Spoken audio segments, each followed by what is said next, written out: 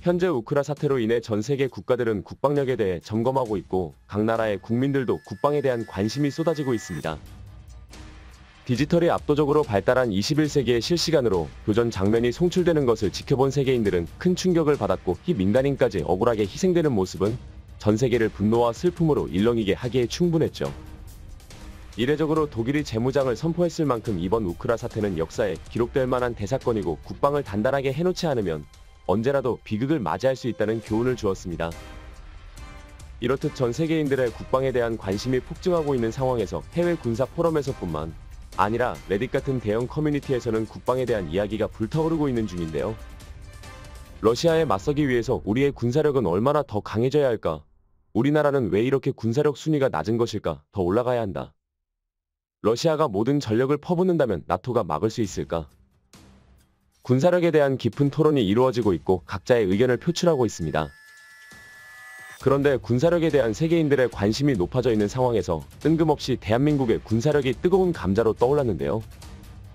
미군의 전직 사령관이었던 로버트가 자신이 운영하는 군사 관련 커뮤니티에 한국군에 대한 기고문을 올린 것이 화제가 된 것입니다. 한국의 군사력은 전 세계 6위로 평소 군사에 관심이 많은 밀떡들이라면 한국이 강한 줄 알고 있었겠지만 세계 정세에 관심이 없는 외국인들은 한국의 순위에 많은 의문을 표출하기도 했기에 그의 기고문은 강한 파급력을 만들어낸 것이죠. 그로 인해 현재 한국의 국방력은 모든 유럽인들의 선망이 대상이 되고 있다고 하는데요. 우리도 한국 정도의 국방력을 갖춰야 한다. 자세히 알아보도록 하겠습니다. 수많은 군 전문가들은 이번 우크라 사태에서 눈여겨야 할 핵심 부분은 방어 즉 국방력이라고 말하고 있습니다. 국방의 사전적 의미는 외국의 침략에 대비 태세를 갖추고 국토를 방위하는 일로 국방력이 강하다는 것은 말 그대로 우리의 국가를 방어할 수 있는 역량이 강하다는 것을 의미하죠. 로버트는 이에 비춰볼 때 한국이 세계 6위의 군사 강국이라는 것과 세계 최고의 원자로라고 불리는 동북아에서 지역 강국이라고 분류된 것에 대해 많은 이들이 의문을 표하는 일은 얼토당토 않는 일이라고 지적했습니다. 왜냐하면 한국군은 국방의 차원에서 보면 한국이 상정하는 최대의 적성국이자 초근 4강 대국으로 일컬어지는 중국과 러시아조차도 그는 한국은 기이한 군전력을 갖추고 있다고 말했는데 그것을 단면으로 보여주는 것이 바로 전차 보유대수라고 말했습니다. 6.25 전쟁으로 탱크에 한이 맺혀있는 한국은 현대에 들어 전차를 미친듯이 찍어냈고 그 결과 3세대 전차 보유수가 전 세계 3위가 됐는데 이는 한국은 과거의 아픔을 겪었고 외세의 침략에 대한 비극을 알고 있기에 그 어느 나라보다 국방에 대해 집착이 강하고 철저한 준비를 하고 있다는 것을 말해준다는 것입니다. 그는 현재 한국의 전력은 북한과는 차원이 다른 수준이고 육군을 상정했을 때 그는 렌체스터 제2법칙을 언급하며 중국조차도 한국 상대로 우위를 점하는 게 불가능하다고 말했는데요. 렌체스터 제2법칙이란 개전 상황에서 공격력은 병사의 수의 제곱 곱하기 무기의 성능에 의해 승패가 결정된다는 것으로 예를 들어 무기의 성능이나 전투력이 같다는 전제하에 A와 B의 전력이 2대1이라면 광역전에서의 총전력의 비율은 4대1이 된다는 것입니다.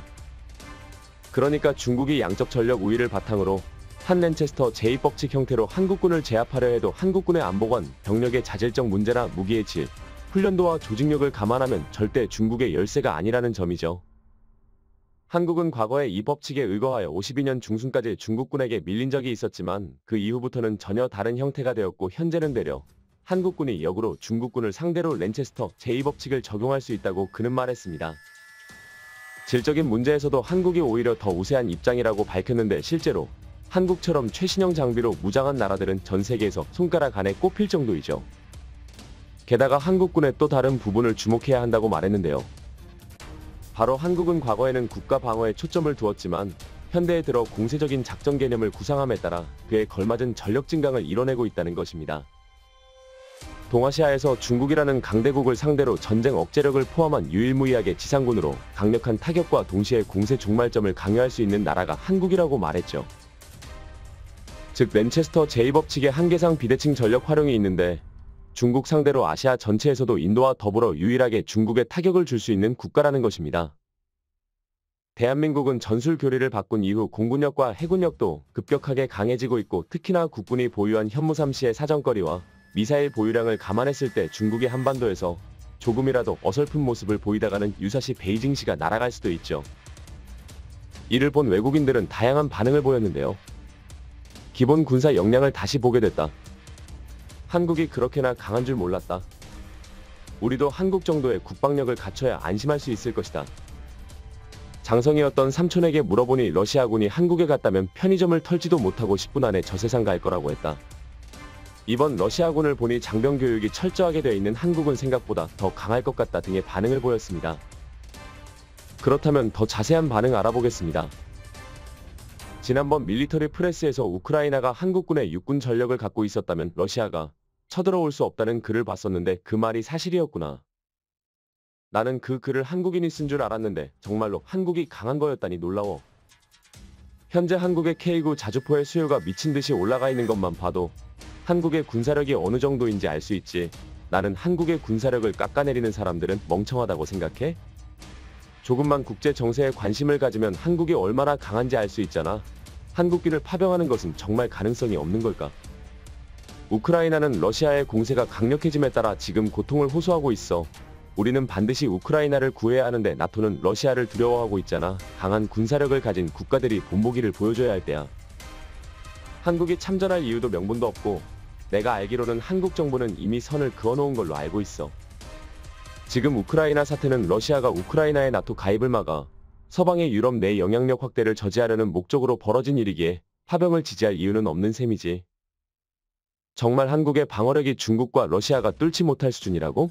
이건 한국의 군사력을 너무 비약한 것 같은데? 한국은 현대에 들어 적국과 교전을 한 적이 단 한 번도 없어. 검증조차 되지 않은 한국 군인에 어떻게 중국과 러시아를 막는다는 거야? 나는 오히려 이번 러시아군을 보니 한국군은 생각보다 더 강할 거라고 생각하는데? 러시아는 미국의 라이벌이자 세계 2위의 군사대국이라는 명성을 갖고 있었는데 그것이 거품이라는 게 이번 전장에서 전부 드러났어. 하지만 한국은 종전이 되지 않은 실체의 적국을 두고 있고 따라서 체계적으로 군대를 운영하고 있지. 러시아군과 정반대일 것이라는 얘기야. 한국의 군사력도 군사력인데 경제력이 대단하더라. 나는 깜짝 놀란 것이 한국의 1년 국방비는 러시아보다 많다는 것이었어. 그들은 50조가 넘는 돈을 국방비에 퍼붓지. 최신 미국의 스텔스 전투기도 엄청 많이 갖고 있더라. 이런 것들을 보면 한국이 러시아와 중국을 못 막을 이유가 없어. 대한민국 국방만이 달려왔습니다.